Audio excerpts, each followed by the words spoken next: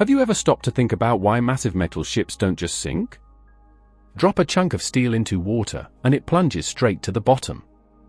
Yet a colossal ship, weighing hundreds of thousands of tons, can glide across entire oceans without vanishing. This isn't luck, and it's definitely not some secret engineering magic. There's a perfectly clear reason behind it. And once you get it, it completely changes the way you see a ship at sea.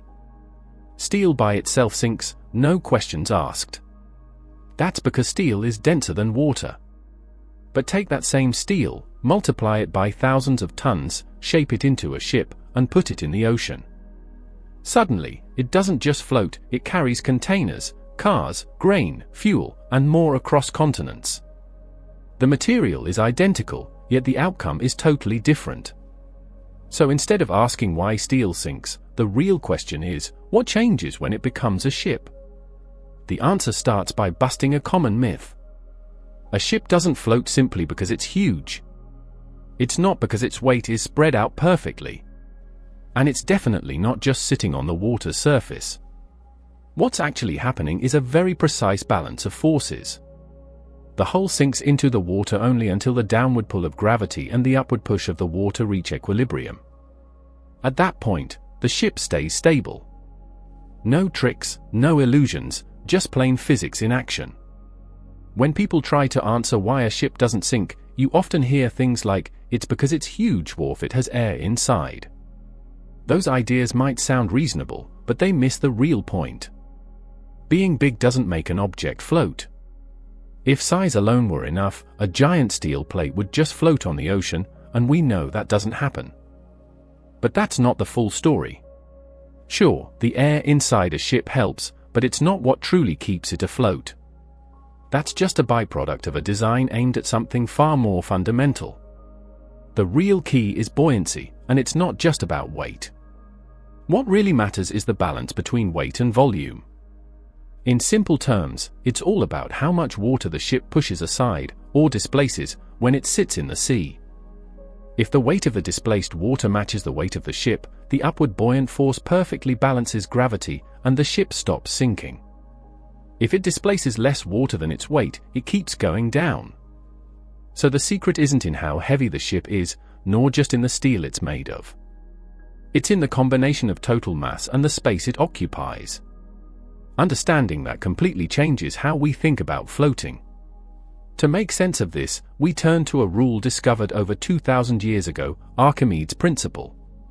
It's simple and clear: any object submerged in a liquid experiences an upward force equal to the weight of the liquid it pushes aside.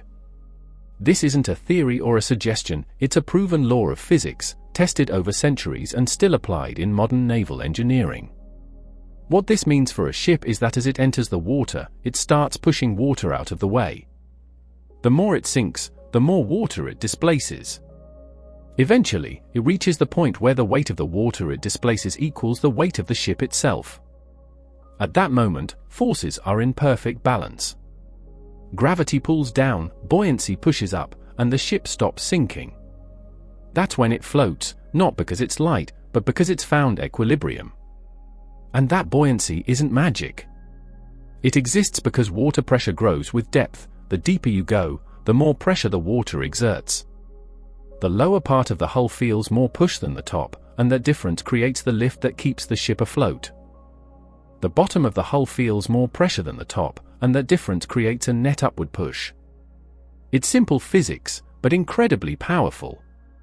Now here's the game changer: whether something sinks or floats isn't determined by the material alone, it's about the average density of the entire object. Steel by itself is heavier than water, which is why it sinks. But a ship? A ship isn't a solid block of steel. It's a hollow structure with lots of empty spaces inside. When you look at the total weight divided by the total volume it occupies, the ship's average density can actually be less than water, and that's what keeps it afloat.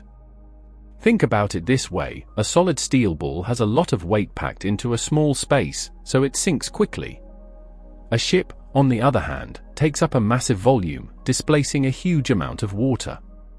If the weight of that displaced water equals the weight of the ship, buoyancy wins, and the ship stays on the surface.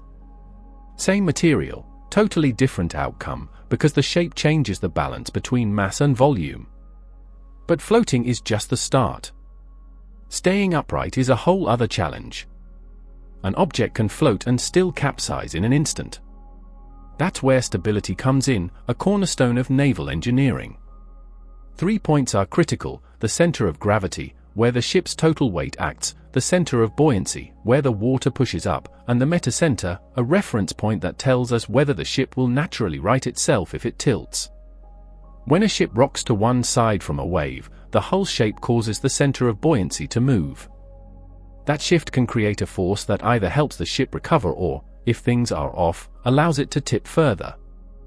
That movement of the center of buoyancy creates what's called a righting moment, a force that pushes the ship back toward its upright position. But for this to work properly, the ship's center of gravity has to be in the right spot relative to the metacenter. If the center of gravity climbs too high, the ship's ability to correct itself drops. That's why poorly loaded or unbalanced cargo can be extremely risky. Stability isn't luck, it's meticulously calculated. This explains why a ship doesn't tip over in ordinary waves, but also why it can capsize when something goes wrong. One major danger is water entering spaces that are supposed to remain dry. If internal compartments flood, the ship's overall density rises. Plus, moving water inside can shift the center of gravity. If that point rises too much, the righting force weakens, and the ship becomes unstable. Cargo placement is another key factor. Containers stacked too high or unevenly can lift the center of gravity.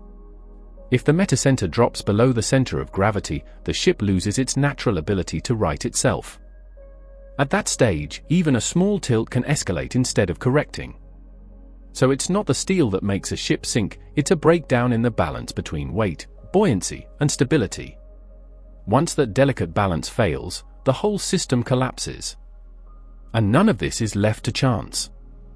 Before a ship ever leaves the dock, every detail is carefully calculated: its maximum displacement, the position of the center of gravity, metacentric height, and cargo capacity. Engineers rely on precise mathematical models and real-world testing to make sure the vessel stays stable even in rough conditions. Ships are also built with multiple watertight compartments. These limit flooding if the hull is damaged, keeping buoyancy intact even if part of the ship is compromised. Ships also rely on ballast tanks, which let crews adjust the ship's draft and balance while at sea. By filling or emptying these tanks with seawater, they can correct tilts, balance uneven loads, and keep the ship safely within its stability limits. Submarines operate on the same principle, but in a more active way. They adjust their density to dive or surface. At the core, the principle is consistent: it's all about managing the relationship between an object's weight and the volume of water it displaces. When a ship sails across the ocean, it isn't just resting on the surface. It's partially submerged, perfectly balanced in a field of water pressure. Water pushes in all directions, but pressure increases with depth. This means the lower hull experiences a stronger upward force than the top. And this difference creates the buoyancy that supports the entire vessel. The ship sinks only until the weight of the displaced water matches its own. Once that point is reached, the ship stays in equilibrium. So what keeps hundreds of thousands of tons afloat isn't lightness, it's precise calculation. Engineers carefully control the ship's average density, how weight is distributed, and overall stability. As long as these three factors stay within design limits, the system functions perfectly. If even one fails, balance is lost. A ship doesn't defy physics, it works because it follows physics to the letter. Thanks for sticking with us through this journey. If you enjoyed it, hit subscribe, give a like, and ring the notification bell. It really helps more people discover the video.